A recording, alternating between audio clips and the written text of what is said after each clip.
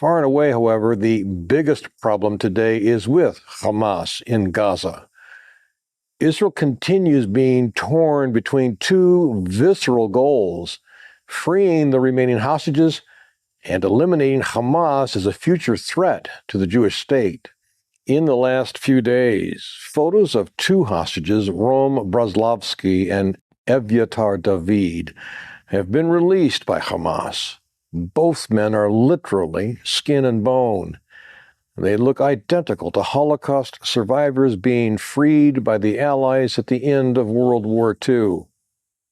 One set of photos features Evyatar David digging his own grave.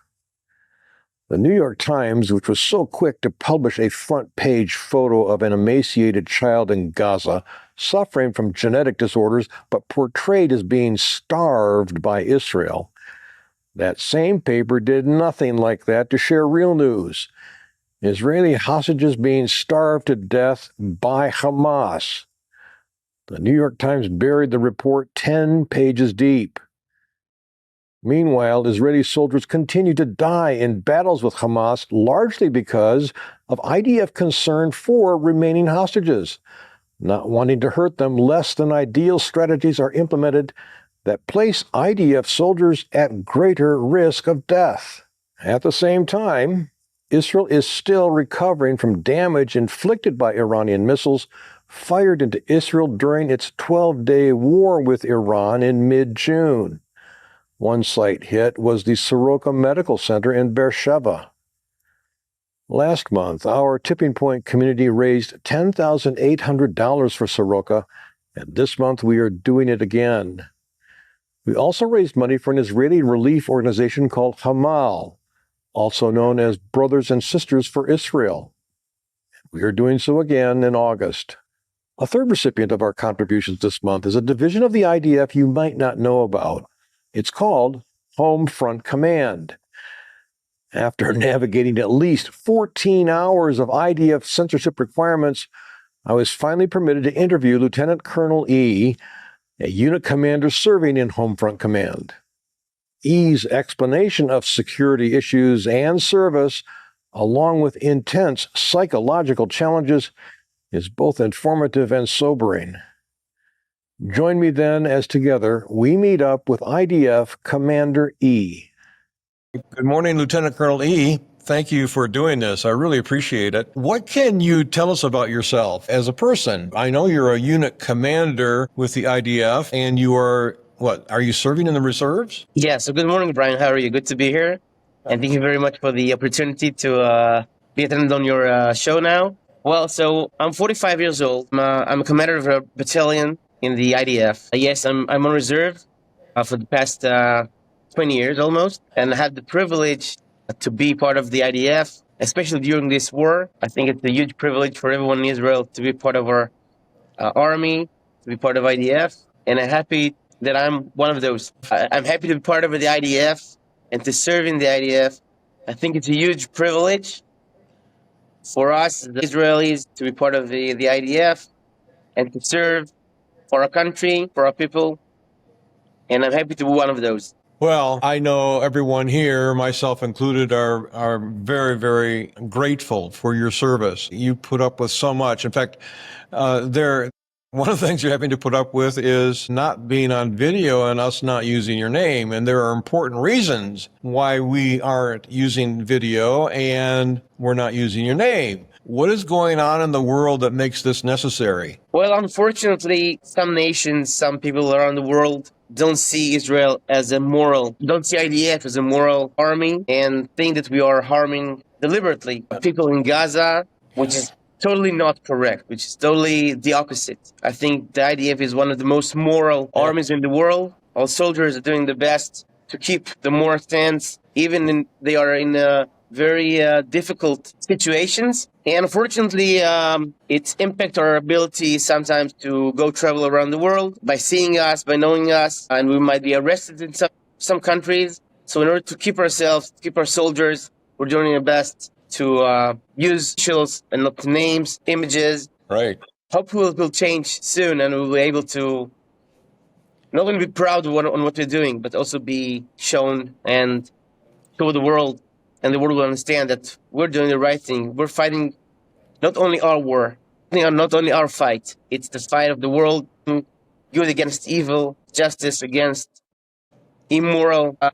Hopefully, it will change them. God willing, amen. In the news just recently, there was a report of IDF soldiers who were in a European country where arrest warrants were either issued or someone called for them to be arrested. And so that's happening in Western countries now. And then there's always the risk, too, of someone identifying you because they've seen you on social media or in an interview and harassing, or even worse when you are abroad. So again, it is remarkable the measures that are necessary to protect you and other IDF soldiers when in fact you are doing a highly moral, responsible work in protecting the nation of Israel and, of course, attempting to recover the hostages that still remain in Gaza. So again, thank you for your service. As you probably know, as we speak, we're talking to a community that very strongly stands with Israel, and we want to do whatever we can to help the Jewish state as it continues dealing with enemies, not just on 7 fronts, but on 8 fronts. There are 7 conventional fronts, but then there's also the so-called 8th front of narrative warfare out there. Arguably, it's on this front that Israel is losing. By talking today, you and I are actually continuing the battle on that 8th front. And so thank you for joining us today. So you serve in a division of the IDF called Home Front Command. So we'll talk more about that in a minute. But first, what can you tell us about your personal home front? Now, you have a family. What kind of work do you do when you're not serving? So yes, I do have family. I'm married. I have 5 kids. 5 kids? 5 kids. Wow. Yeah. So actually, my wife is the biggest hero in this issue here. Yeah. Staying along with 5 kids at home, it's not easy. But I think that's how it works in Israel. Really, I'm not the only one who have more than 2 or 3 kids, like 5, 6 kids that still are serving reserves, because we see it as this is our purpose in life, to keep Israel health, to keep Israel secured, to secure our civilians, and this is why we're here. And as you mentioned before, and I want to thank everyone who supports Israel. It's very important, especially those days. As I said before, we're fighting the war, not only the Israeli war, but actually the war for the whole world. Yeah. And by supporting us, it gives us strength to keep on doing the things that we are doing in a highly moral and with full of responsibility to take care of our people, to take care of the world.